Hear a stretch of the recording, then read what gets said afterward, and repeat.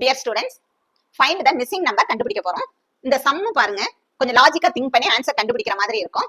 அதாவது இதுல நான் கொடுத்திருக்க நம்பர்ஸ் பாருங்க எப்படி இருக்கு. 5, 12, 18, 25 அது மாதிரி இன்க்ரீஸ் ஆகிட்டே போகுது. அப்ப இன்க்ரீஸ் ஆனா என்னது, ஒண்ணு வந்து அது அடிஷனா இருக்கணும் அல்லது மல்டிப்ளை இருக்கணும். ஃபர்ஸ்ட் நீங்க அடிஷனே ஸ்டார்ட் பண்ணி பாருங்க.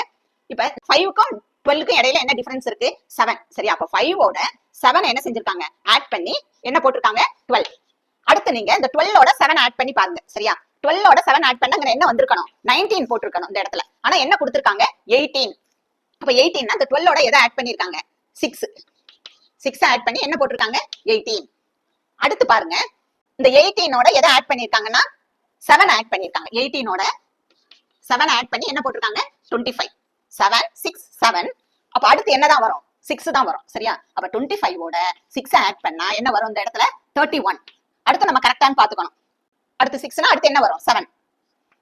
31ஓட 7 ஆட் பண்ணி தான் என்ன போட்டிருக்காங்க?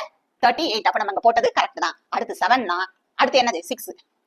இந்த 38ஓட 6 ஆட் பண்ணி தான் என்ன வந்திருக்கு? 44 வந்திருக்கு. அப்ப மிஸ்ஸிங் நம்பர் என்னது? 31. ஃபர்ஸ்ட் பிகினிங்ல என்ன போட்டிருக்காங்க? 7.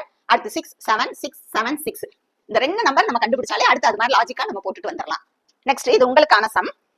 லாஜிக்கா திங்க் பண்ணி மிஸ்ஸிங் நம்பரை கண்டுபிடிச்சு கமெண்ட்ஸ்ல சொல்லுங்க. ரீசன் தெரிஞ்சாலும் கமெண்ட்ஸ்ல சொல்லுங்க. தேங்க்ஸ் ஃபார் வாட்சிங் ஸ்டூடெண்ட்ஸ்.